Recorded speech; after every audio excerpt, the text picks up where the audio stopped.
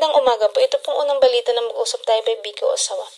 Bayan ng Fujikawa Gochiko sa Yamanashi Prefecture, worker nagtayo ng barricade malapit sa likod ng Lawson Convenience Store.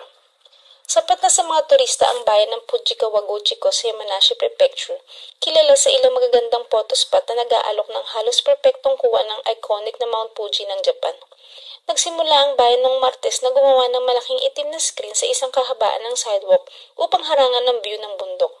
Ang dahilan, maling pag-uugali ng mga dayuhang turista. Ang Kawaguchiko ay isang bayan na binuo sa turismo at maraming bisita ang tinatanggap din sila ng bayan. Ngunit maraming bagay tungkol sa kanilang mga asa na nakakabahala, sabi ni Michi Motomochi, may-ari ng isang cafe na naghahain ng Japanese sweet na ohagi, malapit ng mablak na lugar ng larawan. Pinanggit ni Motomochi ang pagtatapon ng basura, pagtawid sa kalsada na may abalang trapiko, pagwawalang bahala sa mga ilaw ng trapiko, pagpasok sa mga pribadong pag-aari. Gayunpaman, hindi siya natutuwa. 80% ng kanyang mga customer ay mga dayuhang bisita na ang bilang ay tumaas pagkatapos ng isang pandemic na napanatiling sarado ang Japan sa loob ng halos 2 taon.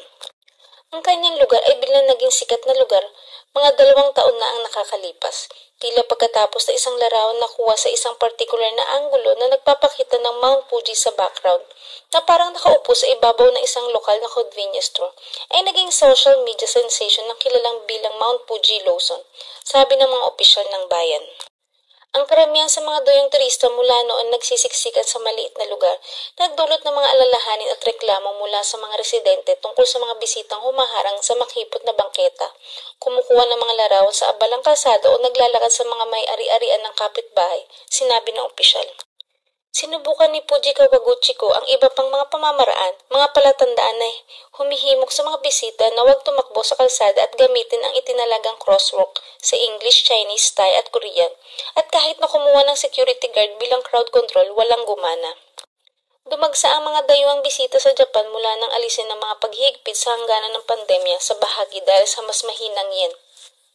Noong nakarang taon, ang Japan ay may higit sa 25 milyong mga bisita at ang bilang sa taong ito ay inaasang lalampas sa halos 32 milyon, isang record mula sa 2019, ayon sa Japan National Tourism Organization at sa gusto ng gobyerno na maraming turista.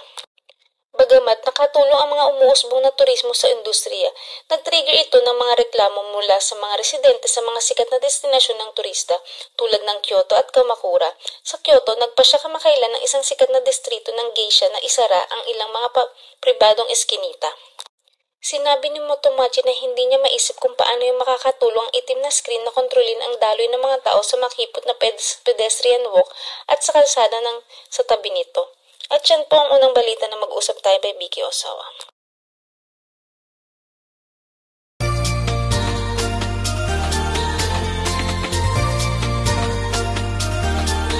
Mga problema at suliranin sa buhay ay hindi nawawala.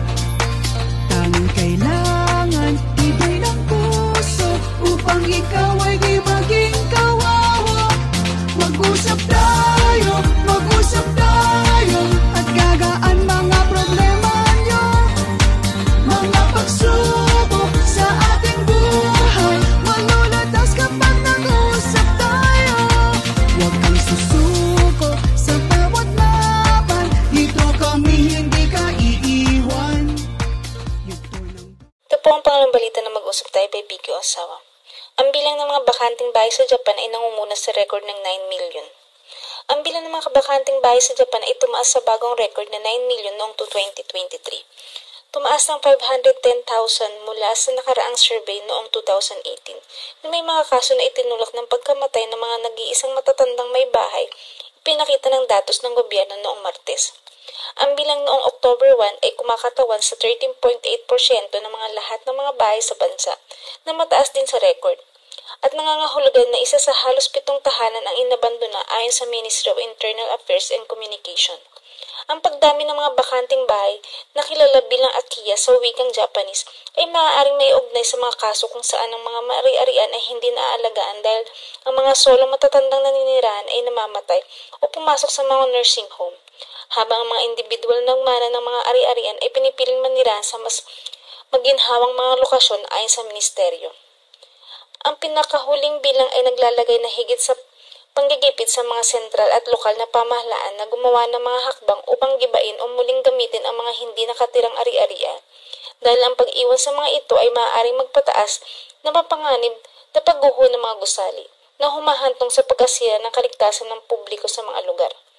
Naging mabagal ang pag-usad sa pag-scrap ng mga naturang bahay dahil sa kahirapan sa pagtukoy sa may mga may-ari. Ang bilang ng mga bakanting bahay ay umabot sa 1.72 million noong 1973 na magkaroon ng may hambing na data na binubuo ng 5.5% ng kabuuan ng mga bahay. Ang bilang ay tumaas sa 4.48 million noong 1993 at nadoble sa nakalipas na 30 taon. Pinakita ng datos ng ministeryo. Sa 9 milyong mga tirahan na walang tao, ang karamihan sa 4.43 million ay magagamit para sa upa. Ang mga ibinibenta ay may bilang na 332,000 habang ang mga walang laman na pangalawang tirahan tulad ng mga bahay bakasyonan ay nasa 380,000 ayon sa datos. Ang katayuan ng mga natitirang 3.85 million ay hindi alam tumaas ng 370,000 mula sa nakaraang survey. Ang kabuuan bilang ng mga may bahay sa Japan ay tumaas ng 2.61 million hanggang sa 65.2 million. Ang survey ay nagpakita ng mga inookupahan ay tumaas ng 2.03 million hanggang 55.65 million na sumasailalim sa pagtaas ng mga solong sambahayan kahit na ang mga populasyon ay lumiliit. Ngunit sa kabila ng pangangailangan para sa mga bahay na nanatiling mataas, ang pagtaas ng mga bakanting bahay ay nagpapahiwatig na ang mga ito ay hindi ganap na ginagamit. Ang Housing and Land Survey ay isinasagawa tuwing 5 taon mula noong 1948. At yan pong huling balita na mag-usap tayo by Vicky Osawa. Ito po ang ating Chika Talk for today. Rosana Roses nanghihinay sa pagkawala ni Ay de las Alas bilang kaibigan. Nagpahayag ng panghihinayang si Rosana Roses sa pagkawala ng pagkakaibigan nila ni Ay de las Alas at tumaasa matatapos ang kanilang 20 taon na alitan. Sa panayam kay Aiko Melendez, inamin ni Roses ng genuine ang pagkakaibigan binuo nila ng tanging ina, actress at nadismaya siya na nasira ito. Kasi yung pinagsamahan namin noon totoo, sobrang saya, sobrang nakakatawaan niya.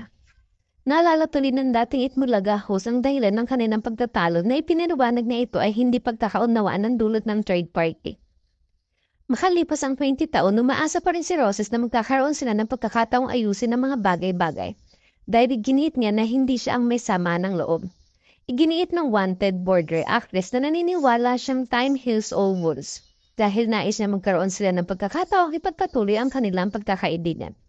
Noong 2007 sa panayam ng PEP, nanatiling matigas si De Las Alas na sinabing hindi siya magbibigay ng komento tungkol sa kanyang away o pakikipagsundo kay Roses. At yan ang ating mga Chika Talk for today.